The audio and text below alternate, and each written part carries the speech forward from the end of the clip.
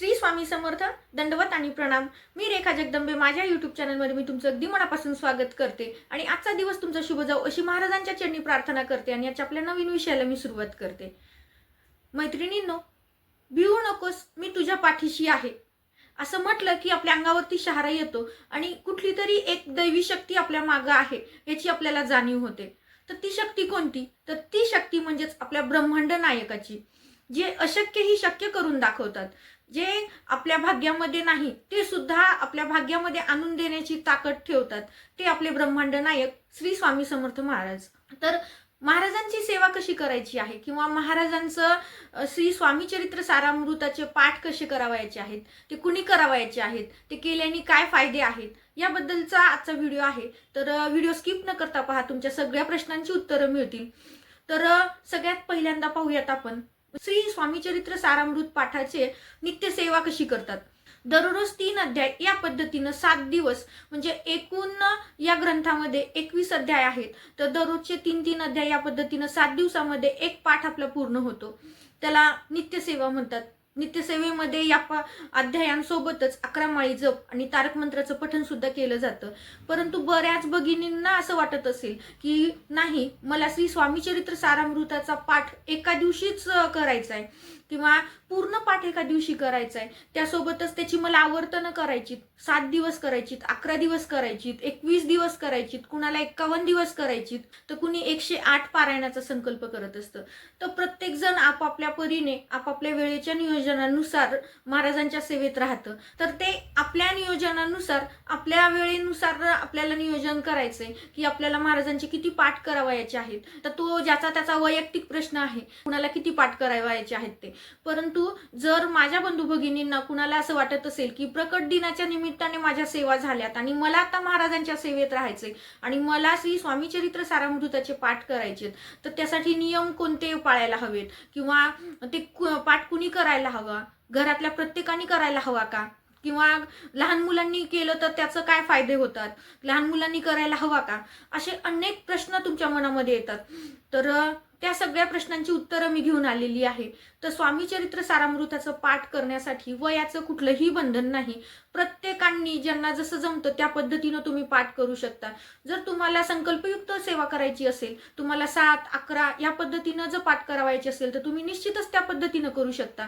आणि जर तुम्हाला कंटिन्यू म्हणजे दररोज एक पाठ करणं शक्य नसेल, तर तुम्ही दर गुरुवारी एक पाठ केला तरीही चालतो. तर महाराजांचं म्हणणं एवढं की तुम्ही माझ्या सेवेत राहा. महाराजांना आपल्याकडनं कसल्याच गोष्टीची अपेक्षा नाही, फक्त निस्वार्थतेनं आपण भक्ती करायची. आता आपण संसारिक लोक आहोत, तर निस्वार्थतेनं भक्ती निश्चितच करणार नाही, कारण सांसारिक समस्या एवढ्या असतात की त्या एका पाठोपाठ सलग येत असतात. त्याच्यामुळे आपल्याला त्याचं निवारण व्हावं यासाठी सुद्धा आपण सेवा करतो. तर निश्चित तुम्हाला जशा जमतील, तुमची जी काही कारणं असतील त्या कारणांसाठी तुम्ही सेवा करा, तर महाराज निश्चित तुम्हाला भरभरून देतात. तर त्यासाठी नियम काय आहेत? सगळ्यात पहिला नियम, कुठलीही सेवा करताना मांसाहार वर्ज्य करायचा असतो. तर स्वामी चरित्र सारामृताचे पाठ जर तुम्ही करत असाल तर निश्चित तुम्ही सुद्धा मांसाहार वर्ज्य करायचंय. आता बऱ्याचशा भगिनी अशा असतात की त्या म्हणतात मी खात नाही, परंतु मला घरात बनवून द्यावं लागतं. तर अशा वेळेस जर तुम्ही संकल्पयुक्त सेवा करत असाल तर निश्चित तुम्हाला मांसाहार कडकडीत वर्ज्य करायचा आहे, बनवणं सुद्धा आणि खाणं सुद्धा. जर तुम्हाला बनवून द्यावं लागत असेल तर तुम्ही तो कालावधी म्हणजे घरातल्यांशी पहिल्यांदा विचारपूस करा आणि नंतर तुम्ही पारायण करायचं का नाही ठरवा. कारण बरेच जण असं म्हणतात की खाणारे खातात तर आपल्याला काय अडचण आहे, आपण सेवेत राहावं, किंवा आपण सेवेत आलोत की मग त्यांची बुद्धी परिवर्तन होते आणि नंतर त्यांनीच नको म्हणतात. आता व्यक्ती तेवढ्या प्रवृत्ती, पण मांसाहार हा कडकडीत वर्जच करायला हवा. मांसाहार म्हणजे एकीकडे आपण देवाची सेवा करतोय आणि एकीकडे मुख्य जनावरांना मारतोय, तर आपलं पुण्याचं बॅलन्स कसं होणार आहे? म्हणजे एकीकडे आपल्या हातून पाप घडते आणि एकीकडून आपण पुण्य साठवतो. मग त्या पुण्यकर्माची फलं आपल्याला कशी प्राप्त होणार? त्यामुळं मांसाहार मात्र आपल्याला कडकडीत वर्ज्य करायचा आहे. तुम्ही घरातल्यांशी आधी बोलून घ्या, मी एवढ्या दिवसाची सेवा करणार आहे, एवढे पाठ करणार आहे, तोपर्यंत घरात कडकडीत मांसाहार वर्ज्य असायला हवा.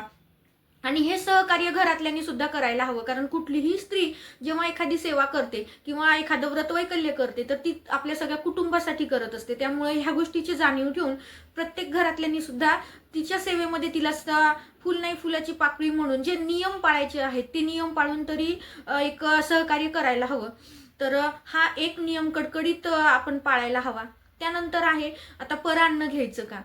कुठलीही सेवा करताना परान्न घ्यायचं नाही, कारण आपण जेव्हा परान्न घेतो तर त्या परान्नाचे सुद्धा दोष आपल्याला लागतात.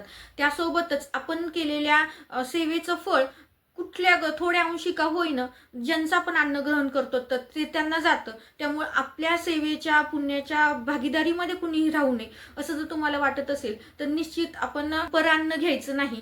त्यानंतर तिसरा नियम म्हणजे आता काही जण विचारतात लसूण कांदा खायचा नाही का. तर गुरुचरित्र ग्रंथाचं पारायण करतो त्यावेळेस आपल्याला कांदा लसूण वर्ज्य करावा लागतो, पण स्वामी चरित्र सारामृताचे जेव्हा तुम्हाला पाठ करायचे किंवा संकल्पयुक्त जरी तुम्ही पाठ केले तरी सुद्धा कांदा लसूणचं कुठलंही बंधन नाही, कुठलंही भाज्या फळं खाण्याचं बंधन नाही, कुठलंही एकच धान्य खावं असं बंधन नाही. तुम्ही सगळं काही खाऊ शकता, सगळं खाऊन तुम्हाला सेवा करायच्यात. त्यामुळे खाण्यावरती कुठलेही तुमचे निर्बंध नाहीत. एक मांसाहार वर्ज्य केला तर बाकी कुठल्याही खाण्यावरती तुम्हाला निर्बंध नाहीत. त्यानंतर बऱ्याच जणांना प्रश्न पडतो की आपण संकल्पयुक्त पाठ करतोय तर मग आपण बाहेरगावी जायचं का नाही. तर जर तुम्ही जॉब करत असाल, तुम्ही सकाळी जाऊन संध्याकाळी वापस येत असाल तर काही हरकत नाही, पण जेव्हा एखादी संकल्पयुक्त सेवा करतो तर त्यावेळेस आवर्जून आपण बाहेर जाणं टाळायला हवं. म्हणजे बाहेरगावी मुक्कामासाठी जाणं टाळायला हवं, कारण मुक्कामासाठी गेलात तर तुमच्या दुसऱ्या दिवशीच्या पाठाचा प्रश्न पडतो आणि एका जागी एक पाठ एका जागी एक पाठ असं संकल्पयुक्त सेवा करताना करायचं नाही. तर म्हणजे तुम्ही संकल्पयुक्त सेवा करत नाही पण महाराजांची सेवा करायची असं तुमचं म्हणणं असेल तर अशा वेळेस तुम्ही बाहेरगावी जरी गेलात तर जिथं आहात तिथं सेवा केली तरीही चालते. परंतु जर तुम्ही संकल्पयुक्त कुठल्या कामासाठी सेवा करत असाल तर अशा वेळेस तुम्हाला बाहेरगावी जाता येणार नाही, कारण बाहेरगावी जर गेलात तर तुमचा पाठ होणार नाही. त्यामुळं शक्यतो पर्यंत ह्या गोष्टी टाळायच्यात. जर जॉब करत असाल तर काहीच हरकत नाही, सकाळी जाऊन संध्याकाळी वापस येतो, कारण दुसऱ्या दिवशीची सेवा परत आपल्याच घरात होते. त्यामुळं तुमच्या म्हणजे दिवसभराच्या प्रवासाला काही हरकत नाही, पण मुक्कामी कुठं जायचं नाही हा एक नियम पाळायचा आहे. त्यासोबतच आपल्या तोंडून कुणालाही वाईट अपशब्द आपल्याला बोलायचे नाहीत. आपण महाराजांच्या सेवेत आहोत किंवा आपण महाराजांची सेवा करतो तर निश्चितच आपल्या बोलण्यामुळे कुणाचंही मन दुखवणार नाही, या गोष्टीची मात्र काळजी घ्यायची आहे. भलं समोरचा आपल्याला भांडायला जरी आला तरी सुद्धा आपल्याला शांत राहायचंय, कारण आपण सेवा करतोय आणि त्या सेवेचं फळ आपल्याला पूर्णतः हवं आहे. तर त्यामुळं एखाद्या वेळेस अनावधानाने का होईना समोरच्यानी जरी आपल्याला बोलायला भाग पाडलं तरी आपल्या तोंडून एखादा शब्द गेला तर त्याचं पातक आपल्याला लागायला नको. त्यामुळे शक्यतो पर्यंत मौन बाळगायचं आणि कुणी म्हणजे स्वइच्छेने जरी भांडण्यासाठी आला तरी सुद्धा त्यावेळेस आपण नमती बाजू घेऊन आपल्या तोंडातून अपशब्द जाणार नाहीत या गोष्टीची काळजी घ्यायची. हे साधे सोपेच नियम आहेत, ह्याच्यासाठी काही कडक खूप नियम नाहीत. या साध्या सोप्या नियमांनीच आपल्याला महाराजांच्या सेवेत राहायचंय. महाराजांचं श्री स्वामी चरित्र सारामृताचे पाठ आपल्याला करायचे तर ते कुणी करायचे, कुठल्याही वयोगटातील व्यक्तींनी, स्त्रीनी, पुरुषांनी किंवा लहान मुलांनी, मुलींनी कुणीही केलं तर ज्यांना वाचता येतं त्यांनी कुणीही हे पाठ केले तरीही चालतात. लहान मुलांनी जर केलं तर अतिउत्तम. एकतर ते अध्यात्मामध्ये राहतात, कारण आज काळाची गरज आहे की लेकरांना थोडंसं तरी अध्यात्मात ठेवायला हवं. त्यामुळं जर आपण त्यांना वाचता येत असेल आणि ते जर पारायण करत असतील तर निश्चित अध्यात्मात राहिल्या कारणामुळं म्हणजे बाहेरच्या इतर गोष्टींकडे त्यांचं लक्ष, वाईट गोष्टींकडे लक्ष जाणार नाही. आणखीन एक फायदा म्हणजे कुठल्याही जेव्हा धार्मिक किंवा आध्यात्मिक कार्यामध्ये लेकरं सहभागी होतात तर त्यांचं एकाग्रता वाढण्यासाठी मदत होते, जे त्यांना अभ्यासामध्ये सुद्धा मदत होते. त्यामुळं त्यांची बुद्धी एकाग्र राहावी यासाठी सुद्धा त्यांनी पारायण केलं तर अतिउत्तम. म्हणजे हा एक फायदाच आहे म्हणायला काही हरकत नाही. जसं अनेक समस्यांचं निवारण ह्या पारायणाने, या पाठाने होतं, त्याच पद्धतीनं आपल्या शरीरामध्ये सुद्धा काही बदल होतात. एक तर आपलं मन शांत स्थिर राहतं. अनेक विचारांचं माहेरघर असणारी बुद्धी ही अध्यात्मामध्ये रमल्यानंतर एक स्थिरता तिच्यामध्ये निर्माण होते. त्यामुळं विद्यार्थ्यांच्या दृष्टिकोनातून ही खूप महत्त्वाची आहे की जेणेकरून एकाग्रता वाढल्यामुळं त्यांच्या अभ्यासातली सुद्धा एकाग्रता वाढवण्यास त्यांना मदत होते. म्हणून हे पारायण एक फायदेशीर त्यांच्यासाठी टॉनिक म्हणलं तरी काही हरकत नाही. त्या पद्धतीनं म्हणजे प्रत्येक वयोगटातल्यांनी हे पारायण करायला हवं. त्याच्यासाठी कुठल्याही वयाचं बंधन नाही. मी विधवा आहे किंवा मी प्रेग्नंट आहे अशा कुठलेच काहीच कारण आपल्याला द्यायची नाहीत किंवा कुठलेही कारणच लागू होत नाहीत. त्यामुळे प्रत्येकाने हे पारायण करायला चालतं. फक्त प्रेग्नंट महिलांनी हे पारायण करण्यासाठी 1 तासभर लागतो, तर तासभर त्यांना बैठक शक्य आहे का या गोष्टींचा विचार करायचा आहे. आणि जे वयोवृद्ध आहेत त्यांना 1 तास बसून पाठ करणं शक्य आहे का या गोष्टींचा विचार करून तुम्ही, जर तुमची तब्येत चांगली असेल, आरोग्य चांगलं असेल तर निश्चित तुम्ही ते पाठ करू शकता. त्यासाठी म्हणजे कशाचंही बंधन तुम्हाला नाही. हे पारायण कधी करायचंय. जर तुम्ही संकल्पयुक्त करत असाल तर निश्चित त्यासाठी एक ठराविक वेळ ठरवा. कारण तुम्हाला जर सकाळी पारायण करायचं असेल तर तुम्ही सकाळचा वेळ ठरवला तर तुम्ही जेवढे संकल्प केलेले आहेत, जेवढे तुम्हाला जेवढं पाठ करायचे आहेत तेवढे पाठ होईपर्यंत एकच टाइम तुमचा निश्चित असावा. कारण ज्या दिवशी आपण पहिल्या दिवशी जेव्हा संकल्प करतो तर त्या दिवसापासून देव सुद्धा आपल्या त्या वेळेची वाट पाहत असतात. म्हणून महाराजांना आपल्याला वाट बघायला लावायचं नाही. तर जो काही टाइम दिलेला आहे किंवा जो काही टाइम तुम्ही ठरवलेला आहे तुमच्या वेळेनुसार, त्याच टाइमला तुम्ही दररोज पाठ करायचा आहे. आता एखाद्या दिवशी काही अडचणींमुळे म्हणजे थोडंसं मागं पुढे झालं किंवा सकाळी संध्याकाळी तुमच्या वेळेनुसार केलं तरी चालते, परंतु एक ठराविक टाइम असायला हवा आणि तो आपण नियम पाळायचा आहे. आता ह्यानंतर म्हणजे आपण हे पारायण करायचं तर आपल्याला यासाठी काही विशिष्ट मांडणीची गरज आहे का? कुठल्याही मांडणीची गरज नाही. मी तुम्हाला नेहमी सांगते की महाराजांना फक्त भक्ती महत्वाची आहे, आपला भाव महत्वाचा आहे. आपण शुद्ध भावाने जे काही महाराजांना अर्पण करतो, मग त्या सेवा असो काही असो, ते महाराज आनंदाने स्वीकार करतात. त्यामुळं महाराजांना आपल्याकडून म्हणजे पैसा, नैवेद्य, हार, फूल, फळं ह्या कुठल्याच गोष्टींची अपेक्षा नाही. फक्त आपला भाव शुद्ध ठेवून आपण भक्ती करायची, सेवा करायची, हे महाराजांना खूप प्रिय आहे. त्यामुळं आपल्याला म्हणजे वेगवेगळ्या अशा मांडणीची सुद्धा गरज नाही. तुम्ही देवघरामध्ये जर तुमच्या महाराजांचं अधिष्ठान असेल आणि जर असेल तर काहीच हरकत नाही, आणि नसेल तर एखादा फोटो, तुम्हाला मूर्ती आणणं शक्य नाही तर तशा वेळेस एक फोटो जरी, पासपोर्ट साईज फोटो जरी आणून तुम्ही समोर ठेवला आणि त्या समोर बसून जरी सेवा केल्या तरीही काहीच हरकत नाही.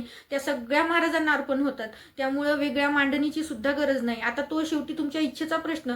तुम्हाला संकल्पयुक्त करायचं आणि ठराविकच करायच्यात, मग मला मांडणी करावीशी वाटते तर तुम्ही निश्चित करू शकता.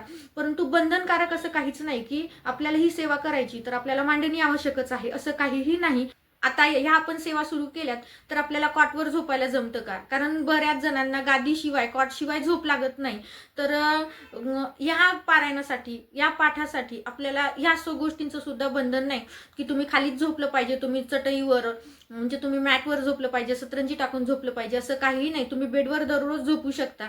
आणि त्यानंतर ज्या काही महिला म्हणजे संतती प्राप्तीसाठी सेवा करत असतील तर त्यांना प्रश्न पडतो की मग ब्रह्मचर्याचं पालन करायचं का? तर ह्या पाठासाठी आपल्याला ब्रह्मचर्याचं पालन नाही केलं तरीही चालतं. आणि कुठल्याही सेवा जेव्हा तुम्ही संतती प्राप्तीसाठी करता तर त्यावेळेस तुम्हाला हा नियम, ब्रह्मचर्य पालनाचा हा नियम तुम्हाला लागू होत नाही. त्यामुळं ही सेवा करताना कुणीही ब्रह्मचर्य पालन नाही केलं तरीही चालतं. आणि ज्यांनी संतती प्राप्तीसाठी सेवा करतायत तर त्यांनी आवर्जून हा नियम पाळायचाच नाही. तर या साध्या सोप्या पद्धतीने आपल्याला महाराजांच्या सेवेत राहायचे. प्रकट दिन तर नुकताच साजरा झाला, परंतु महाराजांच्या सेवेत कायम आपल्याला वर्षभर राहायचे. तुम्हाला सारामृताचे पाठ करायचे तर ह्या पद्धतीनं करा.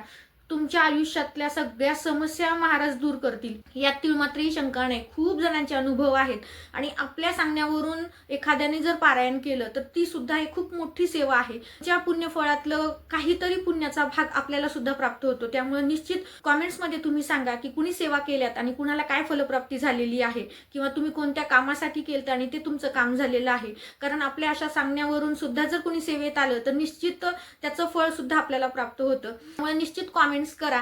आणि कॉमेंट्स जरी तुम्ही नाही केले तरी सुद्धा तुम्ही इतरांना, तुमच्या जवळपासच्यांना तुमच्या अनुभूती सांगितल्या आणि ते जर सेवेमध्ये आले तर आणि तुमचे अनुभव ऐकून त्यांनी महाराजांच्या सेवेला सुरुवात केली तर निश्चित त्याचं होईल, त्यांचं पुण्यफळ तुम्हाला सुद्धा प्राप्त होतं.